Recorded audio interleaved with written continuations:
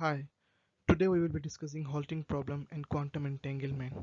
MIP is RE. This work was done in 2020 by Henry Yuan and co-authors and is considered a major breakthrough in computer science. Albert Einstein discovered in 1935 that two particles that are quantumly entangled can instantaneously interact over vast distances. Now, what is quantum entanglement? It's a phenomenon in which two particles, no matter how far apart, are linked in a certain way and interact with each other. Following year, in 1936, Alan Turing discovered a problem that computers won't be able to solve. This problem is called halting problem. Well, what is halting problem? Computers operate on inputs and outputs. Sometimes the program can get into infinite loop, that is, the program will never halt. Alan Turing proved that it is impossible to solve halting problem. No program can exist that can tell if a given program will halt or not. In 1930, quantum entanglement and halting problem had nothing to do with each other. In 2020, Henry Yuan and co-authors made a landmark breakthrough by publishing their work called MIP is RE. It's in computational complexity theory, and this resulted in possible solution for wide variety of problems in physics, computer science, and mathematics. Their work is based on computational power of a model called interactive proofs. Before we go into details of the work, we should see the classes of complexity. Decision problems are problems which have yes or no as answer. For example, is a given number a prime number? Or is the given string a palindrome? The set of all such inputs, numbers or a string for that the answer is in decision problem is yes is called language. Machine should check for any given input whether it's part of the accepted language or not. For example, language for prime number is 1, 3, 5, 7 and so on.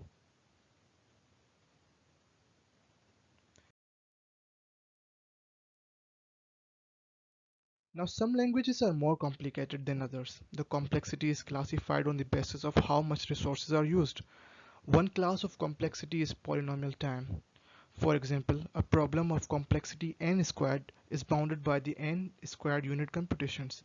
If we give the input of length 5, the computations cannot exceed 25. Finding if a number is prime or a string is palindrome are polynomial time programs of order 7 and 1 respectively. Similarly, there are problems that have exponential time complexity. For example, satisfiability problem. The exponential complexity class is much bigger than the polynomial time problems.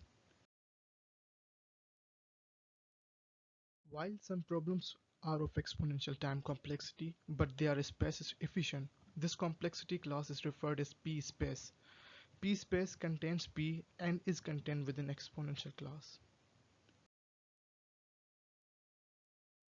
The class of complexity is referred as R. There is no time or space constraint in R. We just require they will eventually halt. All the decision problems that can be solved are here, and they are also referred as computable or decidable.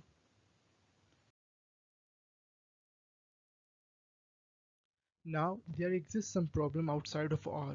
The most famous problem outside of R is halting problem. The halting problem with some flexible requirement is considered in class RE. Here we require the machine to answer yes only. That is, if the program halts, give output of yes. Else it is allowed to go on running forever. It's a semi-solver for the problem.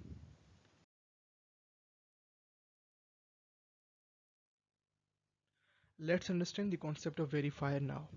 Consider the problem where the machine does not solve the problem, it just verifies the solution given to it.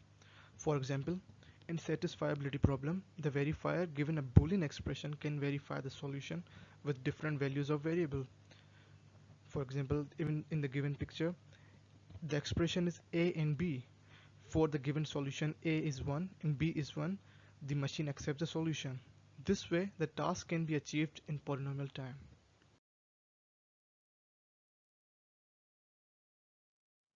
But how does verifier come with solution? Here comes the concept of prover. It's assumed to be a machine with unlimited computational power that can solve problems instantaneously. However, it has one flaw, that it can lie sometimes.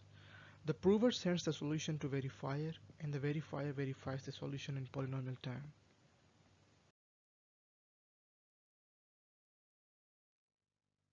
The class of all problems that can be verified in polynomial time is called NP.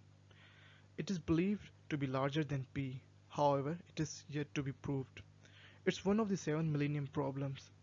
NP is contained in P space. Now, can we increase the verification power to solve more classes of problems? We can allow the verifier to run for exponential time. The class of problem that it can verify is called nexp and is larger than the exponential class, but it can take a lot of time and is not practical. Similar is the case with the verifier of complexity R.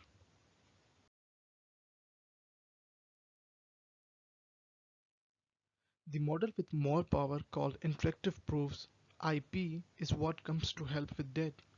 In IP, the verifier can interrogate the prover with a series of questions and answers instead of just one, and each answer is verified to get a probability of verification of proof.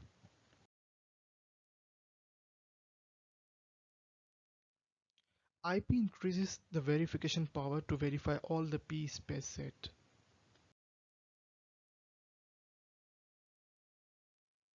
Let's see an example of IP. The problem of determining whether two graphs are isomorphic is of complexity NP. Two graphs are said to be isomorphic if they are equivalent in structure.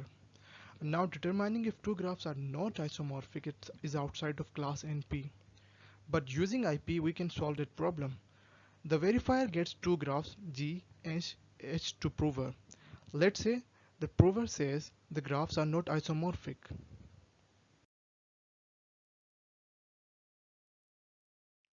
To verify this claim, the verifier gives permutation of either G or H to the prover.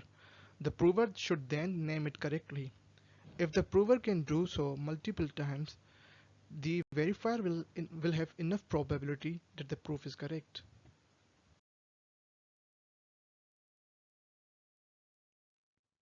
The modified version of IP is MIP, that is multi-prover interactive proofs. In this model we have two provers. Verifier interrogates both provers by asking different questions. Both provers are allowed to communicate prior to interrogation.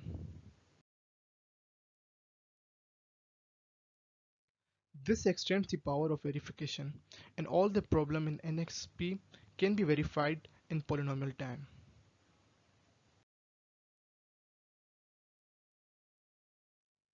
Now, the next version of IP, the one discussed in the paper by Henry Yuan, is called MIP star.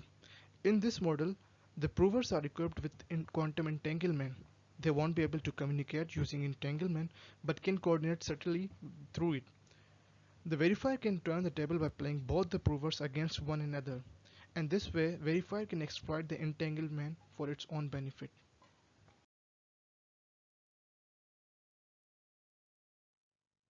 The full size of MIP star was discovered in this paper.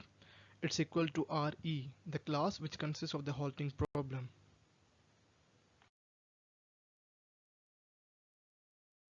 Now the question arises, does MIP star is equal RE solve halting problem? It does not solve halting problem. In fact, it's theoretically impossible to solve the halting problem, no matter we use quantum computers. This is what Henry Yuan, the author of paper, says. Our result is not about solving the halting problem. Instead, it says that it's possible for quantum provers who already know the solution to use entanglement to convince a classical verifier that they know the solution. In other words, without entanglement, the provers are unable to convince the verifier they know the answer, but with entanglement, they can. So it's not about solving the problem. It's just about the verification of proof given by provers that given a program that holds, the provers that have almighty powers can convince verifier in polynomial time that the program holds. The beauty of this work is that it involves concepts from different fields such as physics, computer science and mathematics that were thought to be irrelevant to each other, yet they are not.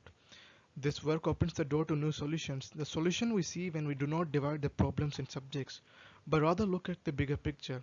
Because in the end, nature does not divide itself into areas such as physics, mathematics, or other sciences.